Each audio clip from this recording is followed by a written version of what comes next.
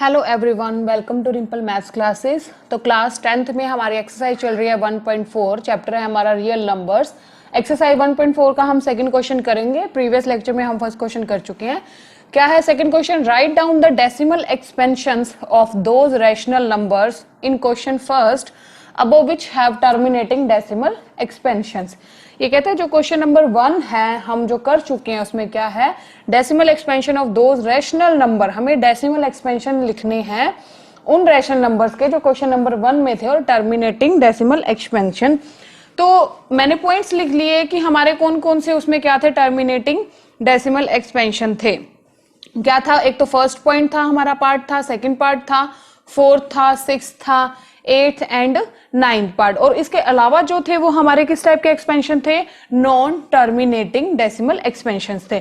तो इनका हमें क्या करना है, डेसिमल एक्सपेंशन सोल्व करके दिखाना है, वो राइट डाउन करके दिखाना है। तो फर्स्ट देखिए, हम पहले फर्स्ट पार्ट पिक करते हैं। फर्स्ट है हमारा 13/3125। ठीक है, तो सबसे पहले हम क्या करते हैं, इसके क्या कर लेंगे, हम प्राइम फैक्टराइजेशन करके दिखाते हैं कि कैसे होता है, इसे सोल्व कैसे करते हैं।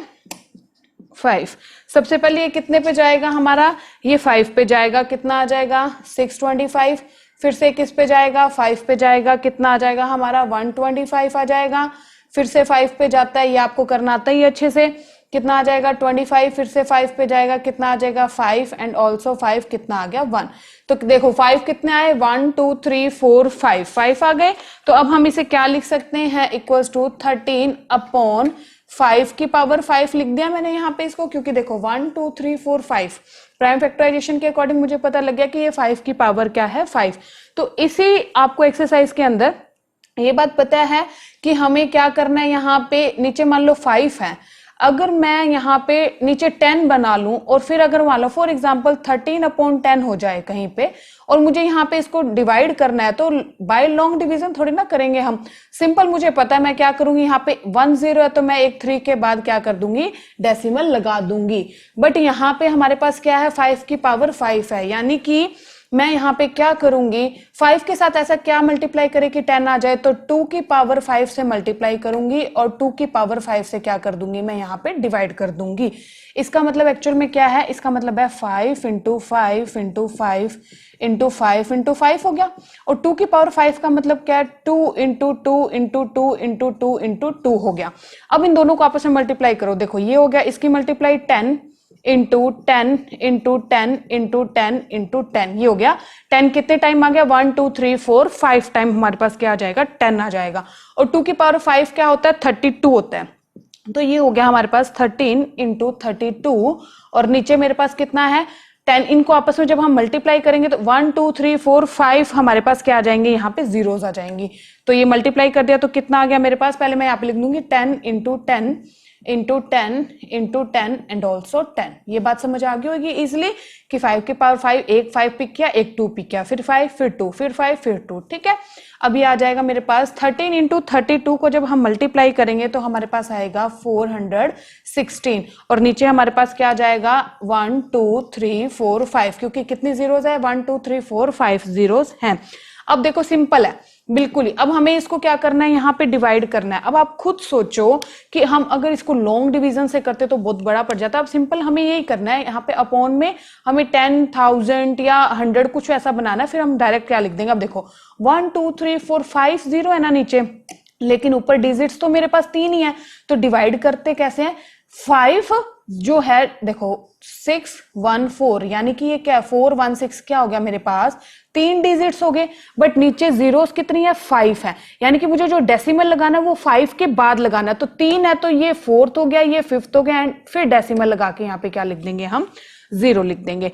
ये क्या होता है, इसका मेथड होता है। अब आप सोचो ये तो 5 0, अगर यहाँ पे 4 0 होती तो मैं क्या करती, मैं यहाँ पे ये 0 नहीं, ये देखो 1 2 3 4 फिर डेसिमल आ जाता, बट यहाँ पे कितनी है 5 0, तो यहाँ पे 1 0 और आ जाएगी। तो ये हो गया हमारा फर्स्ट पार्ट। अब हम सेकंड पार्ट करेंगे।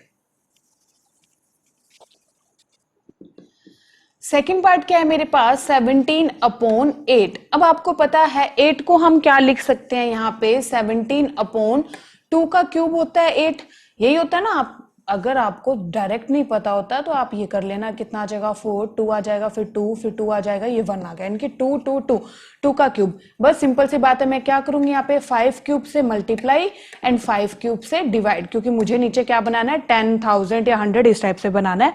तो अब देखो 5 क्यूब का मतलब क्या होता है 125 होता है, ठीक है। और नीचे ये क्या हो जाएगा हमारे पास 10 इंटू 10 हो जाएगा, जैसे करके दिखाया ना मैंने, 2 इंटू 2 इंटू 2 है, और वो 5 इंटू 5 इंटू 5 है ना, तो 2 5 जा 10 10 एंड 10, ठीक है।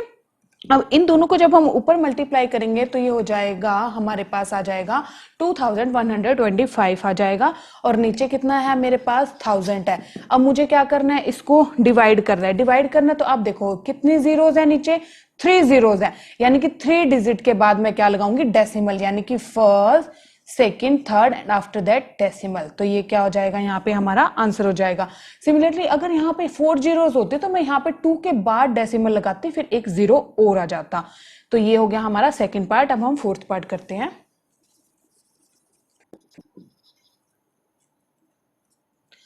तो फोर्थ पार्ट क्या है मेरे पास, 15/1600। तो सबसे पहले हम किसके प्राइम फैक्टराइजेशन करेंगे, 1600 के करते हैं।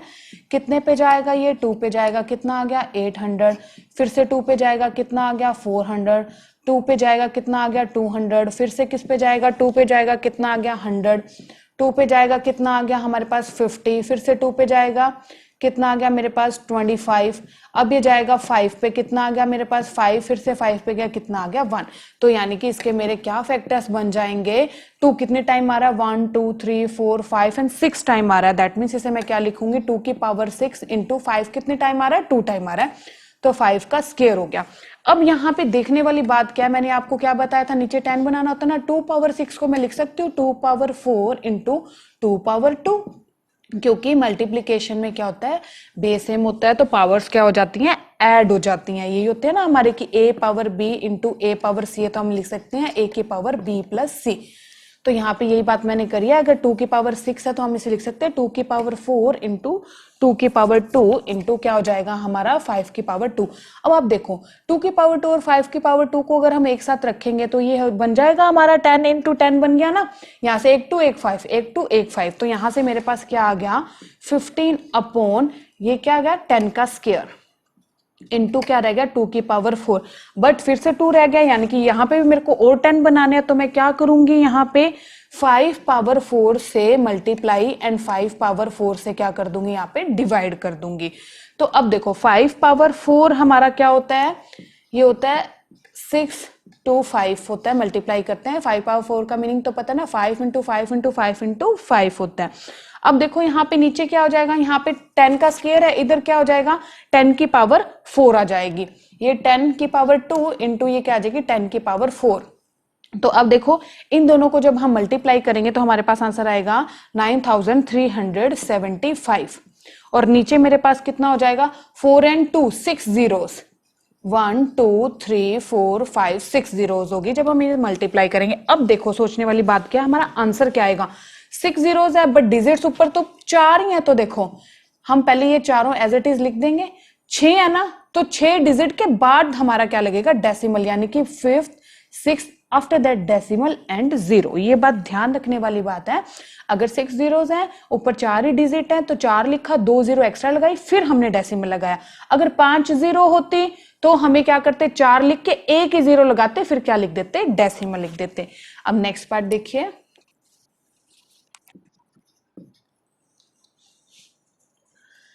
नेक्स्ट है हमारा 6th पार्ट 23/2 क्यूब इंटू 5 का स्क्वायर। यहां से देखो अब हम इसे क्या लिख सकते हैं 2 क्यूब, 5 के साथ हम 2 को रख देते हैं, इसे 2 इंटू 2 स्क्वायर लिख सकते हैं, 2 की पावर 1 इंटू 2 स्क्वायर इंटू क्या हो जाएगा 5 का स्क्वायर।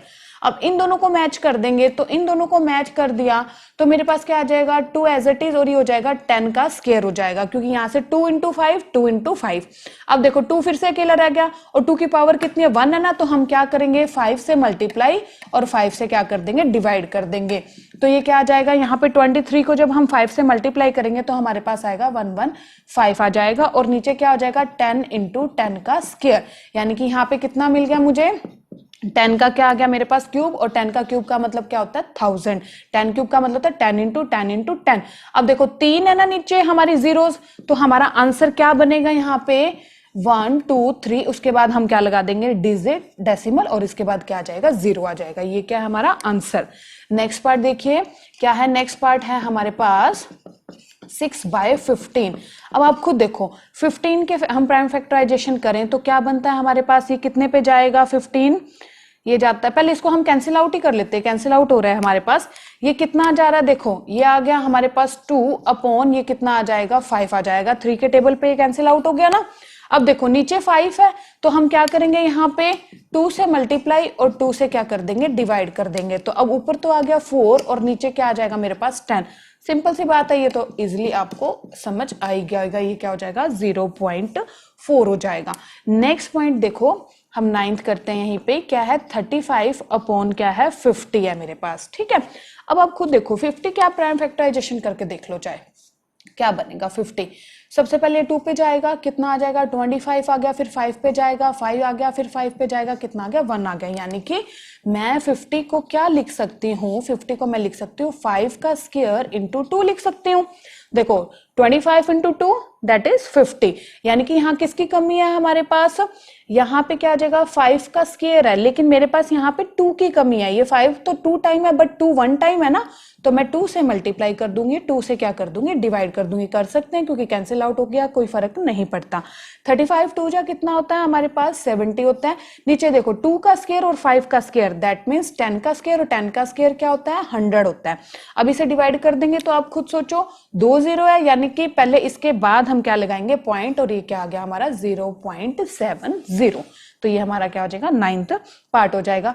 तो कितना इजी है, कोई फर्क नहीं पड़ता, सिर्फ क्या ध्यान रखना है आपको इन क्वेश्चंस के अंदर कि नीचे मुझे 10,000 100 या लाख 10,000 इस टाइप के बनाने हैं, ताकि वो मुझे पता है कि डिवाइड इजिली हो जाएगा। जितनी जीरो है उतने के बाद हम क्या लगा देंगे डेसिमल लगा देंगे। नेक्स्ट क्वेश्चन देखिए,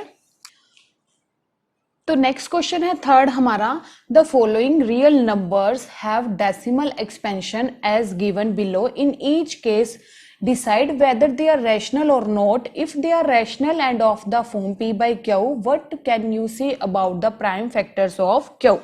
तो पहले हम फर्स्ट पार्ट पिक करते हैं। फर्स्ट पार्ट क्या है हमारा 4 3.1 2 3 4 5 6 7 एंड 8, और आपको पता है रैशनल नंबर क्या होते हैं, डेसिमल के बाद अगर टर्मिनेटिंग टर्म हो, टर्मिनेटिंग का मतलब ये खत्म हो रहा है ना, टर्मिनेटिंग टर्म हो तो वो किस टाइप के नंबर होते हैं हमारे, ये क्या होगा हमारा रैशनल नंबर होगा, ठीक है। ये हमारा क्या है रैशनल नंबर हो जाएगा। अब देखो ये क्या कहता है रैशनल, व्हाट कैन से, अब हम क्यू के बारे में क्या कहेंगे यहाँ पे, अब यहाँ पे क्या है रैशनल है तो ये क्या हो जाएगा हमारा पी बाय क्यू फॉर्म में होता है रैशनल। अब हम क्यू के बारे में क्या कहेंगे, आपने पहले भी थ्योरम पढ़ी होंगी कि अगर हमारा क्या है कोई एक्सपेंशन टर्मिनेटिंग है तो क्यू हमारा किस टाइप का होगा। क्यू के लिए हम क्या बात कहेंगे, for Q we can say that, हम क्या कह सकते हैं से दैट, उसके प्राइम फैक्टराइजेशन कैसे होंगे, the prime factorization of Q in the form, किस फॉर्म में होंगे उसके prime factorization 2 power n into 5 power m। आप ये बात पढ़ चुके हो, अगर किसी नंबर के डेसिमल के बाद क्या हो वो टर्मिनेटिंग हो हमारा उसका एक्सपेंशन, तो हम क्या कहेंगे जो p बाय क्यू यानी कि वो रैशनल होगा, तो क्यू हमारा किस टाइप से होगा, क्यू जो भी होगा हमारा उसके प्राइम फैक्टराइजेशन किस फॉर्म में होंगे 2 की पावर n इंटू 5 की पावर m फॉर्म में होंगे। सेकेंड पार्ट की बात कर लेते हैं। सेकेंड पार्ट क्या है 1.120 ये हो गया, फिर हो गया 12000, फिर उसके बाद क्या आ जाएगा 000 एंड सो ऑन, यानी कि डेसिमल के बाद देखो ये क्या है नॉन टर्मिनेटिंग है, नॉन टर्मिनेटिंग है, और देखो रिपीट भी नहीं हो रहा, रिपीट होता तो ये 120 ऐसे होता तो ये रैशनल होता, बट यहाँ पे क्या है ये क्या है non terminating and not repeating, तो ये हमारा रैशनल है ही नहीं, तो ये हमारा किस टाइप का नंबर है यहाँ पे इररेशनल है हमारा। तो इस पे तो हम फिर डिस्कशन करेंगे ही नहीं, क्योंकि अगर ये इरेशनल है तो ये हम यहाँ पे पी बाय क्यू फॉर्म में इसे लिख ही नहीं सकते। थर्ड पार्ट देखिए,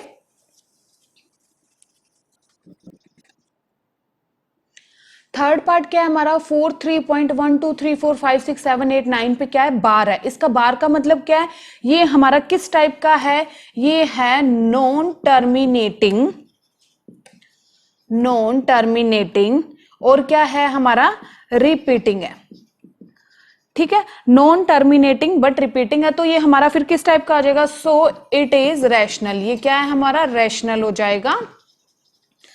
ठीक है, बट यहां पे क्या है हमारा, ये क्या है नॉन टर्मिनेटिंग है और क्या है रिपीट हो रहा है, तो हम क्यू के बारे में क्या कह सकते हैं हम यहां पे इस क्वेश्चन के अंदर, for Q we can say that the prime factorization of Q is not in the form of 2 power n into 5 power m। ये कब होता है, जब टर्मिनेटिंग एक्सपेंशन हो। यहाँ पे कैसा एक्सपेंशन है हमारा, नॉन टर्मिनेटिंग एंड रिपीटिंग है, तो नंबर तो हमारा इरेशनल हो जाएगा। बट हम क्यू के बारे में क्या कहेंगे कि जो क्यू के हमारे प्राइम फैक्टराइजेशन है वो हमारे 2 power n into 5 power m के फॉर्म में नहीं होंगे। वो कब होते हैं, जब हमारे डेसिमल के बाद क्या हो, टर्मिनेटिंग एक्सपेंशन हो। तो हमारा ये वाला चैप्टर यहाँ पे खत्म हो जाता है। नेक्स्ट लेक्चर में नेक्स्ट हम चैप्टर स्टार्ट करेंगे। Thank you.